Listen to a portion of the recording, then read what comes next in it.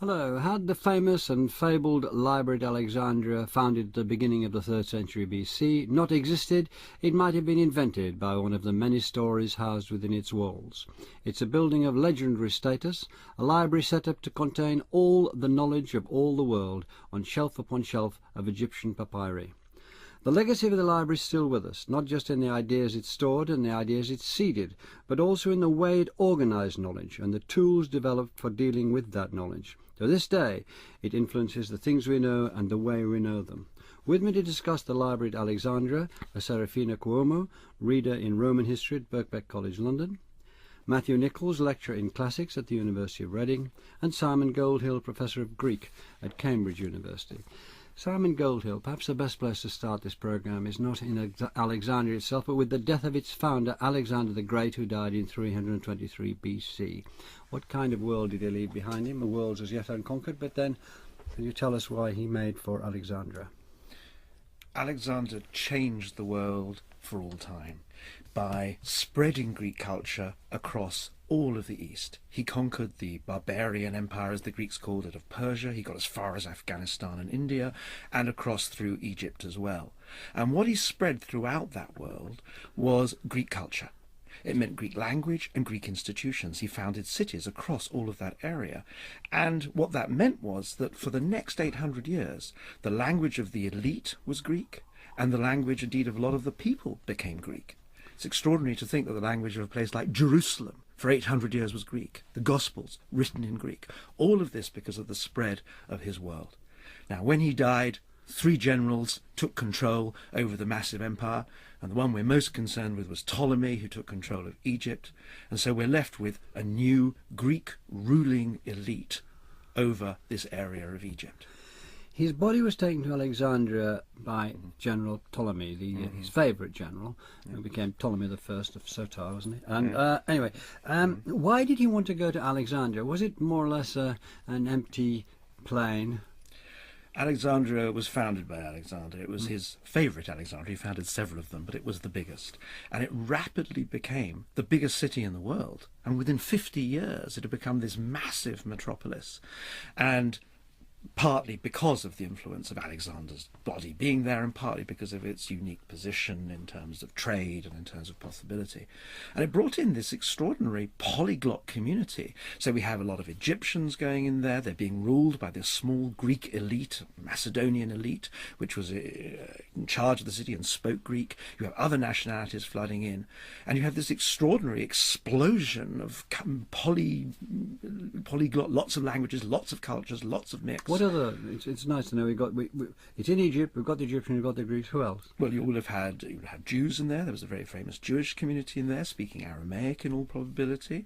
You would have had Syrians coming in from the north. You would have had people coming up from Africa, from further south in Africa. So you would have seen different skin colours, different races, and above it all, this small elite of Greeks, led by the Ptolemies, focused on the palace and on Greek culture. And what's so hard for the Greeks at this point, living in this place, is they're deracinated, they're separated from the central mainland, where all the national cults are and where the homeland. And so they have to invent a culture. A little bit like the British in India. You have to invent your own Britishness, your own Greekness here in Alexandria. You have to invent cults. You have to do something to make your culture survive in this world. And the library was part of that. So we're talking about a city built from scratch here, are we? Yes. Extraordinary thought that he came, he founded it, he marked it out.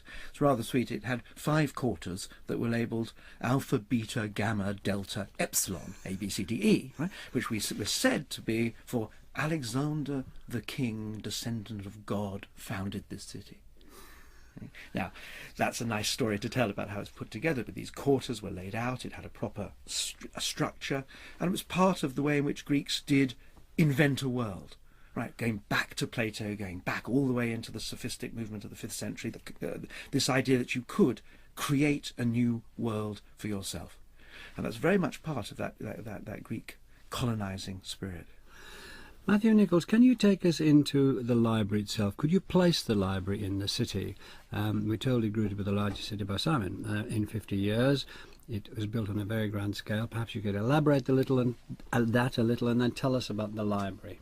Certainly. The city, rapidly growing in the period at which the library was founded, contains in its northeast corner a palace district called the Brackeon district. Sadly, that's now beneath the sea. It's subsided into the sea, and we don't know very much about it archaeologically, though increasingly we're finding out details. So the library was located within that palace district, associated with, in some senses, inside the royal palace. It's something that the kings keep absolutely close to themselves and their court. We don't have the library buildings, but by analogy with other libraries and by some educated guesswork about the organisation of the library, we might think that the library book rooms, which must be substantial because we're talking about up to 500,000 books if we believe the ancient sources, stored in a series of rooms. Those rooms may be divided somehow by subject, maybe with some alphabetisation within the holdings, so that's conjecture. And the library associated with, perhaps connected to physically, the museum, which we do know a little bit more about because ancient authors described that to us directly. The museum, can you? Yeah. Certainly. A museum... No, just let's stay with the library. We'll come to the museum in a minute. So we're in this Certainly. library. Can you give us some sense of the size of it and what's going on there? We needn't rush. What's it like?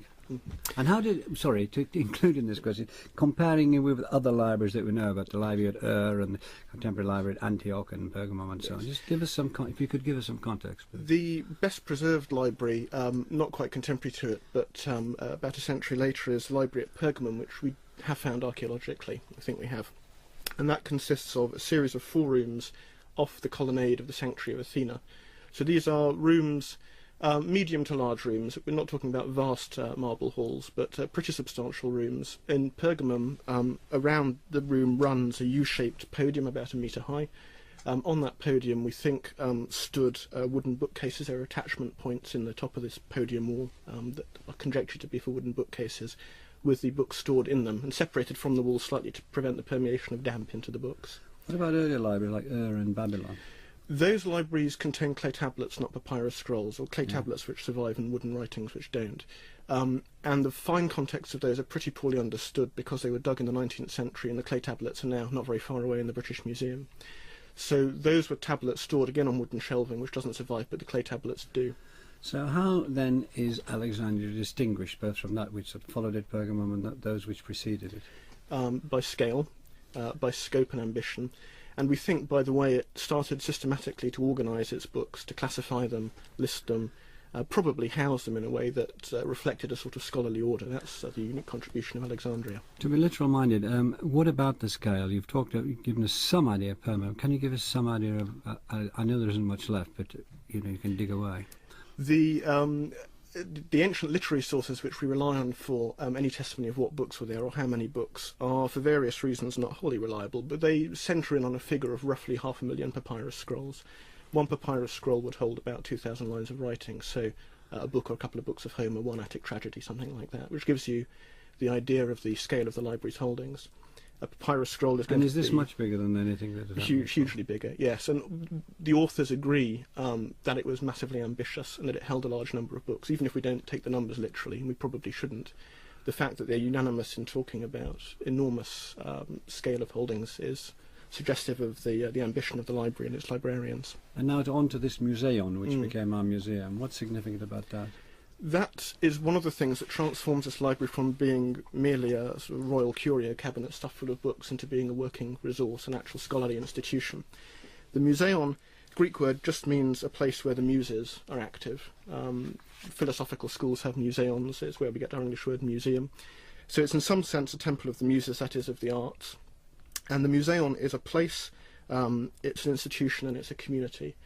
So it's attached again to the palace. We know a little bit more about its physical layout because we have the testimony of a Greek geographer called Strabo, who says that it contains an exedra, which is a room like a lecture hall with seats for lectures and debates, we presume.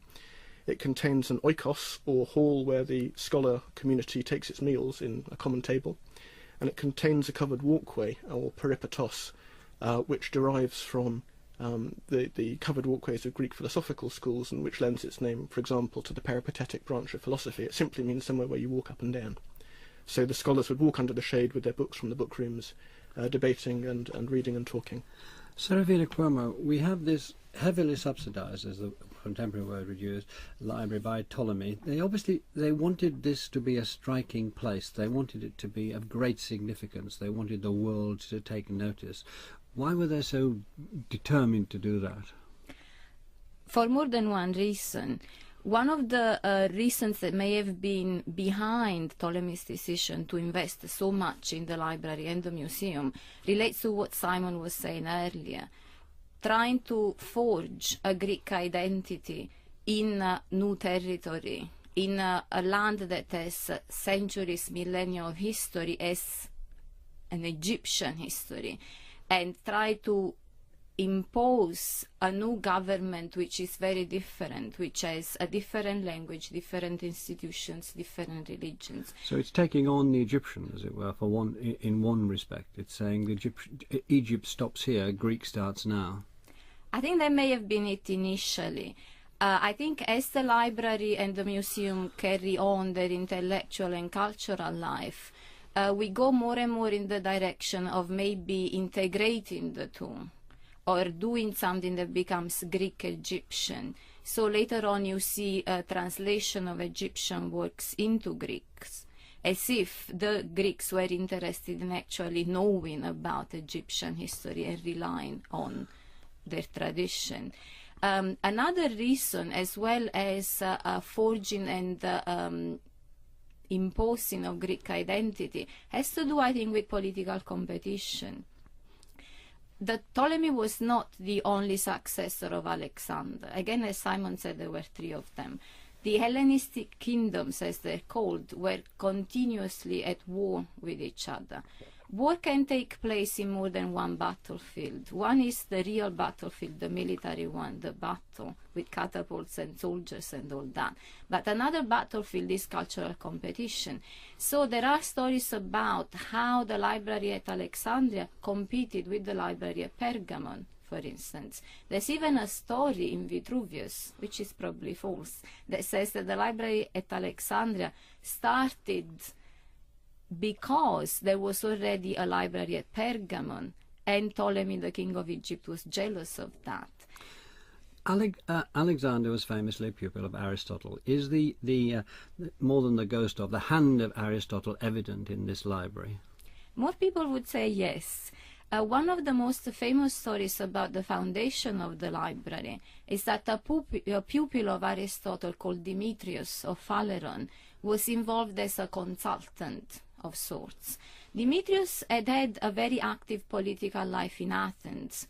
Then times changed and he fell in disgrace. So he had to move, and he seems to have moved to Alexandria, where he was instrumental in helping with founding the library, telling the king what to invest in, organizing it to begin with. It is a story, but it seems to have some basis in reality. So what would that effect be seen in? The categorization, the classification that Aristotle was one of the things he was famous for? Aristotle seems to have had a very ambitious project. He was interested in all branches of knowledge. Together with his students, he produced treatises on practically every form of knowledge, from logic to biology, from physics to metaphysics, which includes what we could call theology. And he seems to have been rather systematic about it. So he was interested in classification, he was interested in definition, he was interested in how the system of knowledge is put together. Now, if Demetrius shared that view, that may have been carried into how the various parts of the library were organized. Can I ask you, Simon Golden, the librarian himself became very important, the chief librarian. Can we pick out one, Eratosthenes of Cyrene, famous geographer and so on? And what function did the chief librarian have? He seems to appear in history at this point, but appear in a very important way.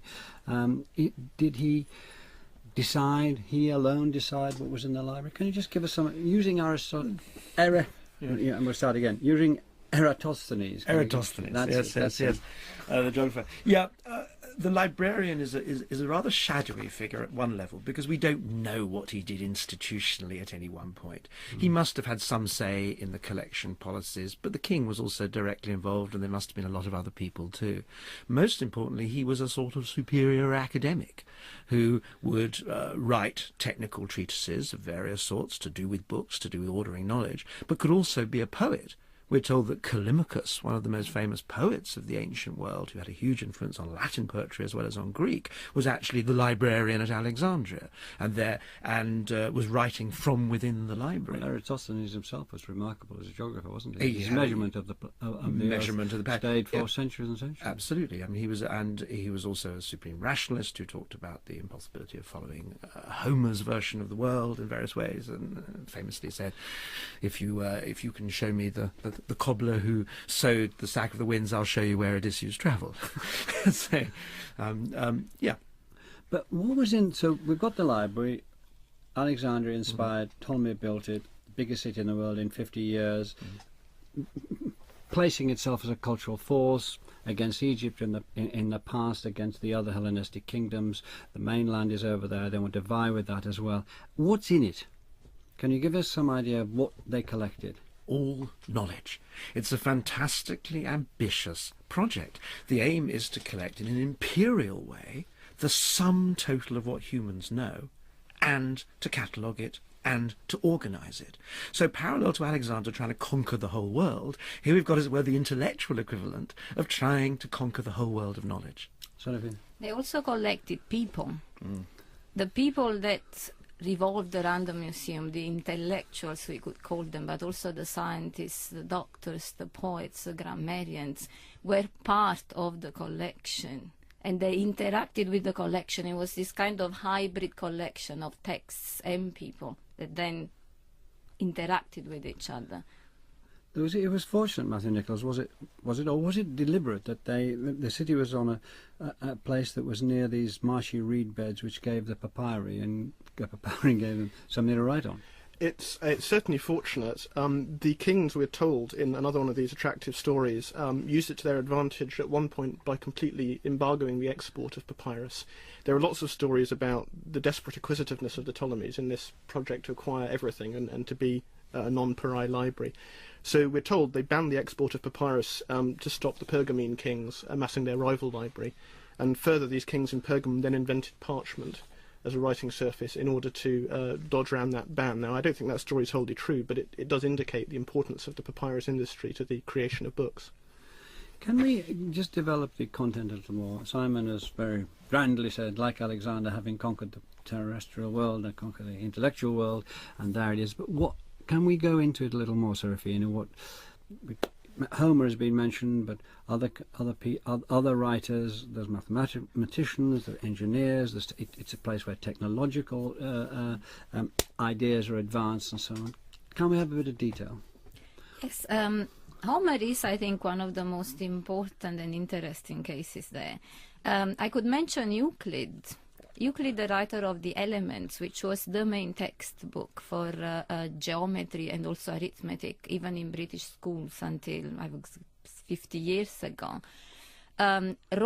Euclid wrote the Elements apparently within the cultural context of the Library of Alexandria. The Elements is a collection of previous mathematical knowledge. Euclid may have added something to it, but what he seems to have done is looked at what was there and systematized it in a way that makes it very logically organized. So if he was working within the library, it makes sense to see him as going to the section of the library where the mathematics is, looking at it, and then putting it together in what becomes a canonical text. And again, we're talking about these people being drawn there because the Ptolemies are putting money into it. They would get the equivalent, they would be well enough paid, or we must assume, or they wouldn't have gone, would they? Well enough looked after, given great opportunities. Can we develop that even more, Simon? Certainly. Well, we know it was a place for research in science. We know about anatomical research. But perhaps the most interesting one is what happens to poetry. in this period. That's what I'm most interested in. And that's to say that when you start to write from within the library, you start to create this sort of elitist, privileged world of superior knowledge. And one of the ways that you show off your status is by knowing things that people don't know.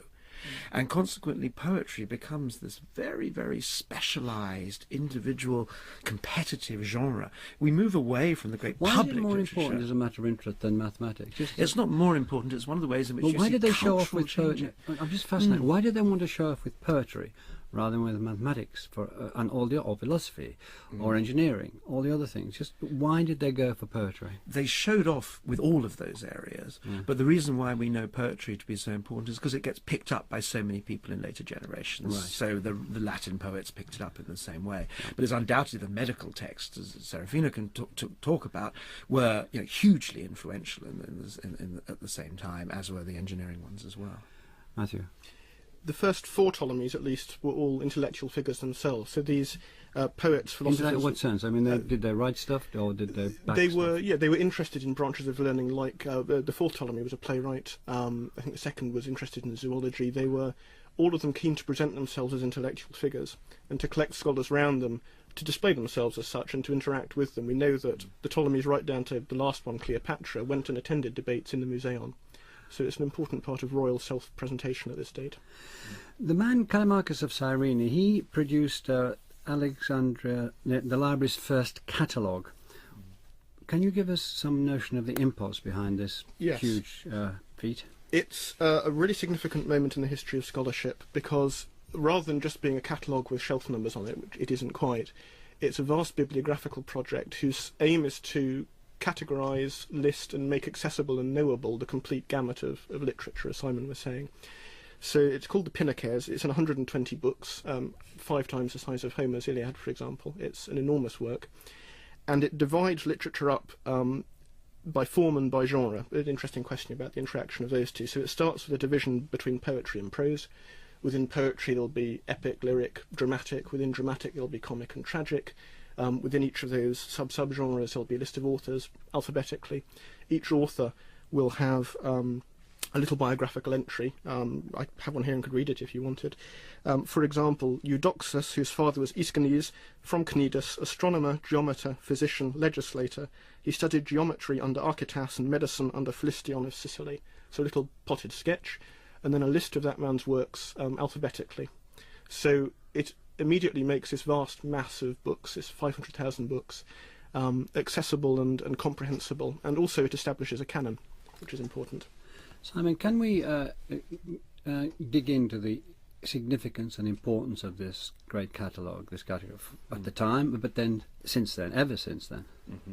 Well, it organises knowledge in a way that it hadn't been organised before, as a way it took the principles of Aristotle and applied them on a vast scale, so that now literature falls into genres. We can put them in these areas, and we start to do scholarship on them. And what's so interesting about the catalogue is that it's actually, as it were, a meta-text. It's above it's not a piece of literature, it's commenting on literature.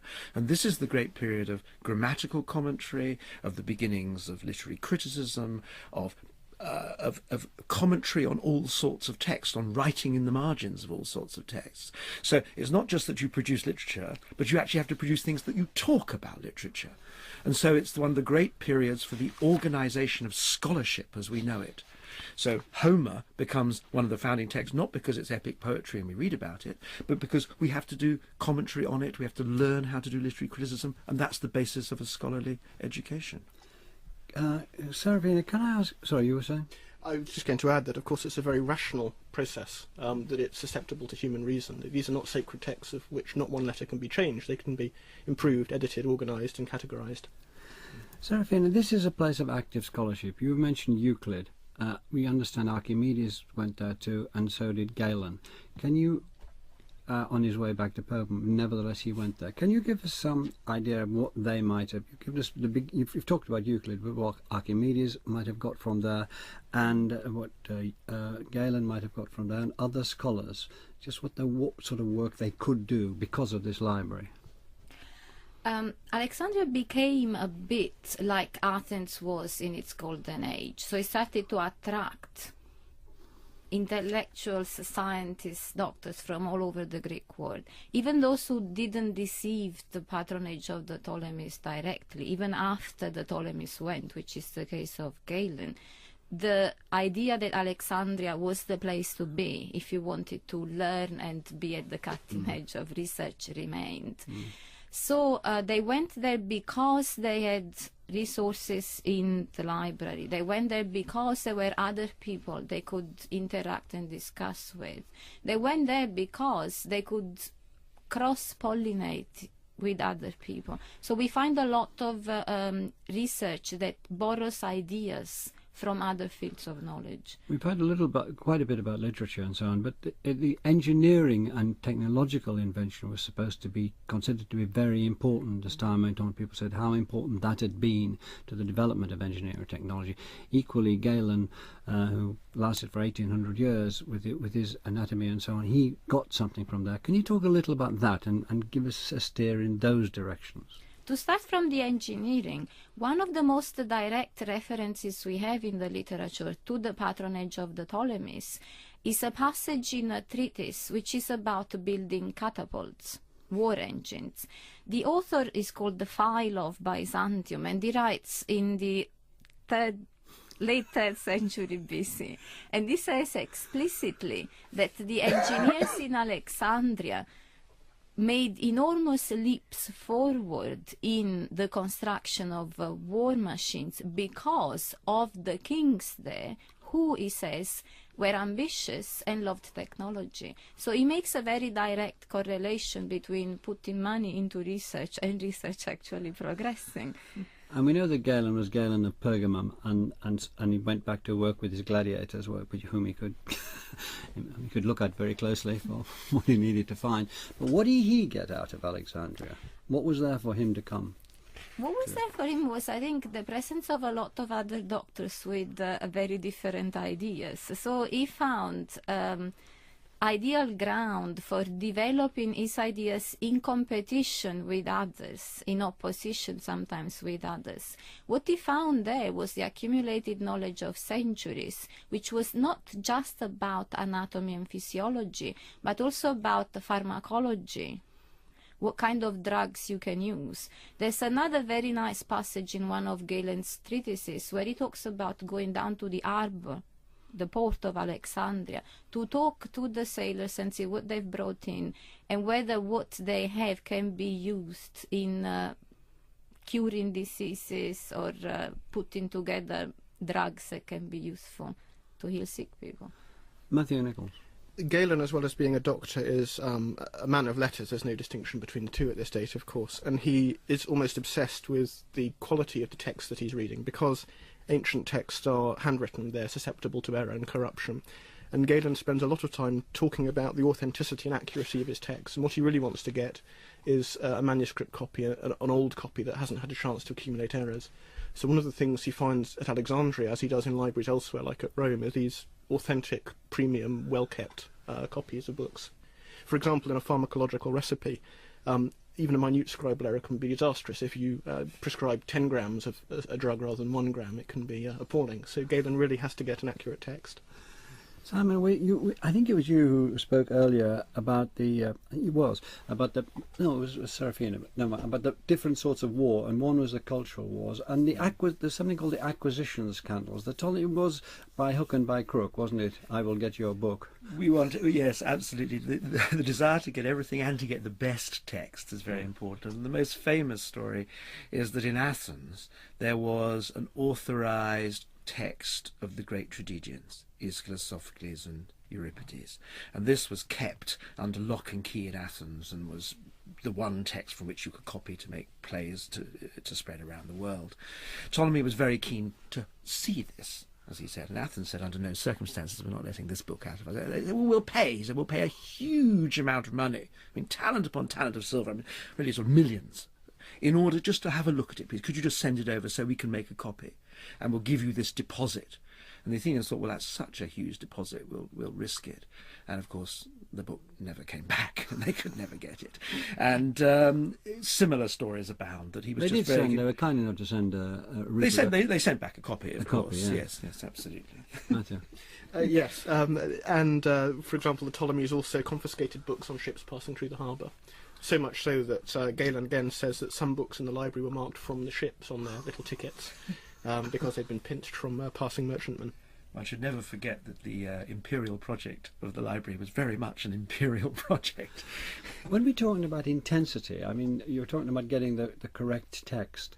Can you give us an example of how intensely they did work at it? Let's take Homer. Everybody knows Homer. We've got the Iliad, the Odyssey, the key text, the great Greek key text. Now, you've already mentioned that those were under lock and key in Athens, but how corrupted had they been? What did they do at Alexandria? What did they do about getting Homer, pushing it back to what they thought was its original pure form? Well, they spent absolute hours looking at the text. They would start to find, are there any anomalies? Does the story make perfect sense? Is there a little gap? And if there was a problem, they would excise the lines. They didn't throw anything away, but they would mark on the text that they thought this line was corrupt or obscure. Then there was the question of Homeric language that was already antique by the 5th century BCE, let alone the 3rd century. And so people couldn't quite understand it. So you had to do a lot of grammatical work to discuss, was this the right form? Could we change this word or not? And as soon as we start doing this work, we develop obsessiveness. We get these pictures of these obsessive academics working away, arguing with each other, and at the same time parody.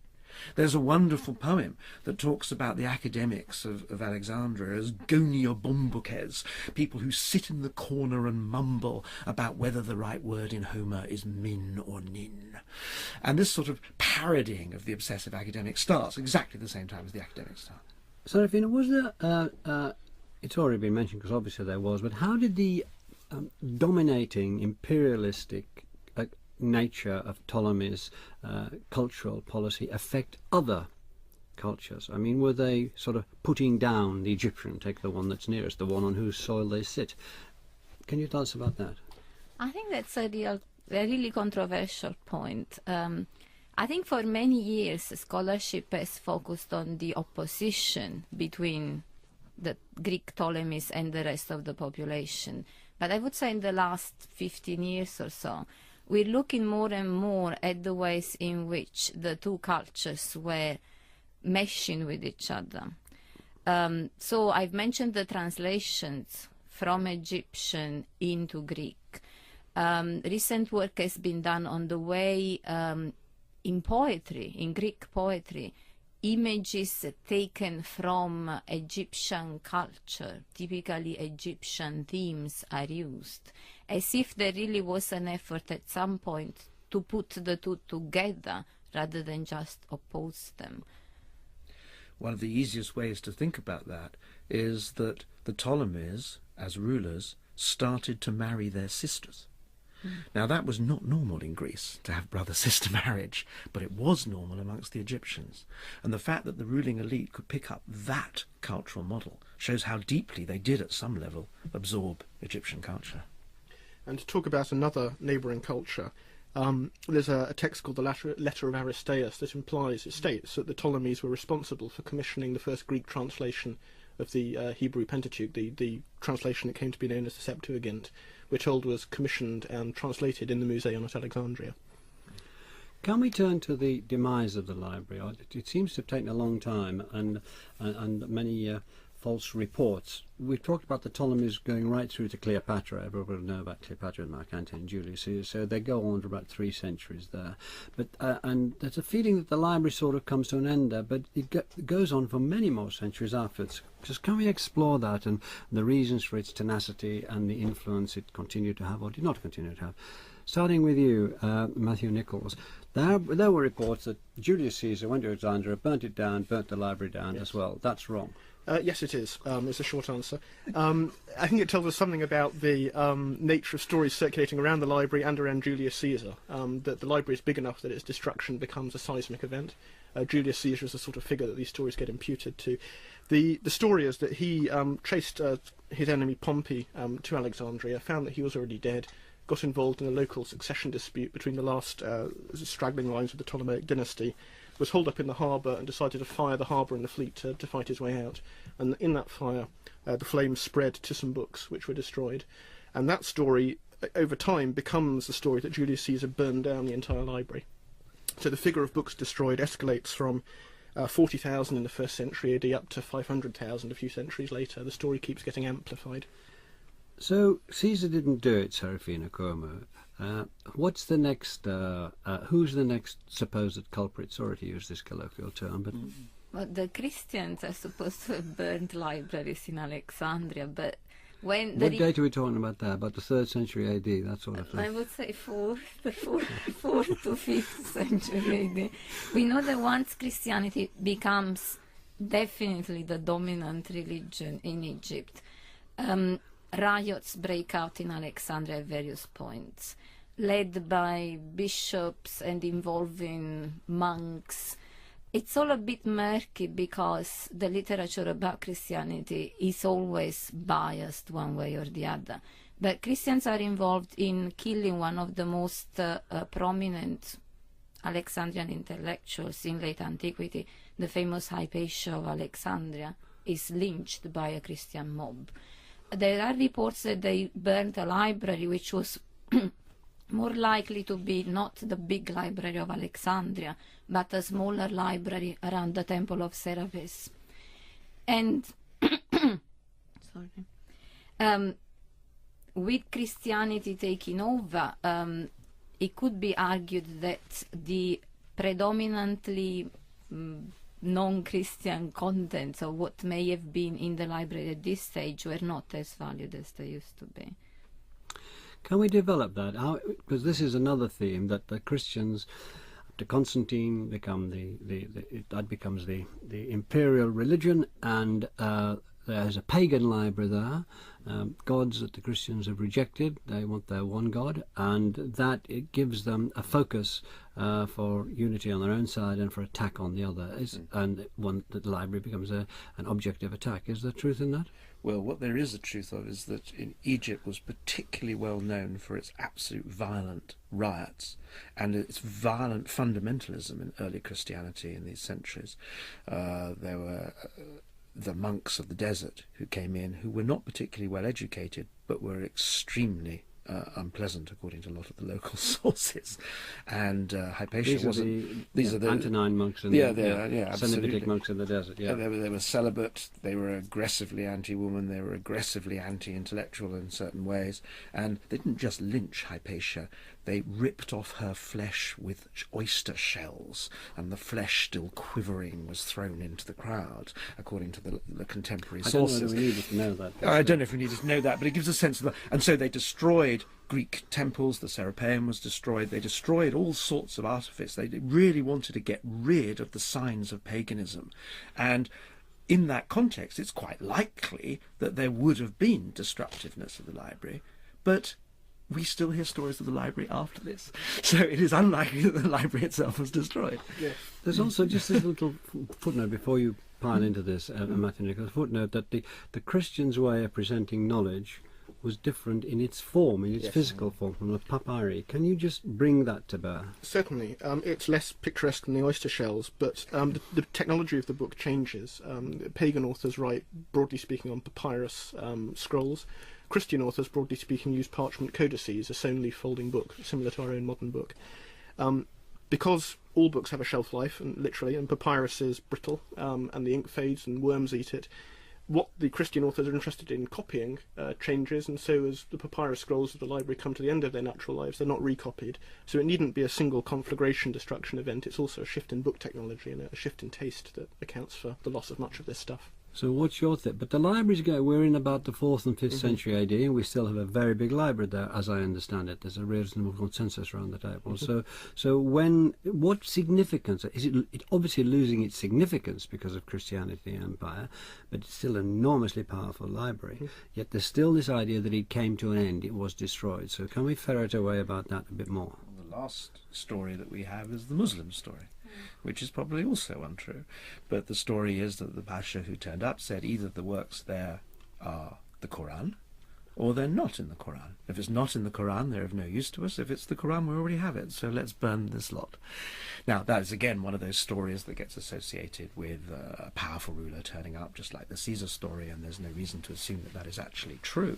But at some point or another in those centuries, it's quite likely that the library fell into such disuse that it just sort of faded away rather than was destroyed in some cataclysmic event. Now, that's not historically so exciting. People always want the foundation of the library was a genuinely I think most massive people don't event. want it, actually, frankly, most people don't want it to be destroyed at all. No, that's also true. But if it's going to be destroyed, since its foundation was so exciting and such a world-changing event, people would like its destruction to have been a world-changing event. And I'm afraid, I suppose, dissuade to just not using it is a sadder, quieter way of it ending. Not with a bang, but a whimper. That and Matthew. I think that's true, and long before that, the last reported destruction event is AD 642 when the Arabs take Alexandria.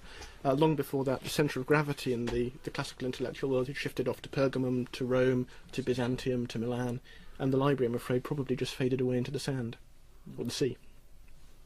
A moment's silence, I think, should be observed here. So give us the legacy of that. Did it have an immediate legacy, or are we amplifying the legacy from our own perspective now? Serafina? I think it did have an immediate legacy. I think late antiquity was a much more lively period than we usually read. So to the extent to which a lot of cultural life was going on in the 4th, the 5th, the 6th century AD and beyond, the legacy of the Library of Alexandria hasn't stopped, because one way or the other a lot of the texts have come down to us. A lot of the literature was produced in late antiquity during a period of supposed decline, and a lot of this literature consisted in the commentating, annotating, discussing meta texts that Simon was describing. So the meta text practice continues. Finally, Simon, what do you think? The influence ripples through at the time and still goes through. First of all, without the survival of those texts, thanks to Alexandria, we don't get the Renaissance. So we don't get modern Western culture as we know it. And more specifically, without the practices of the library, we wouldn't have the university in the form we have it today, we wouldn't have the organisation of knowledge we have today, we wouldn't have the whole institutions of scholarship that we recognise. And that seems to me to be the sort of legacy that is really profound. Well, thank you very much, Simon Goldhill, Serafina Cuomo, Matthew Nicol.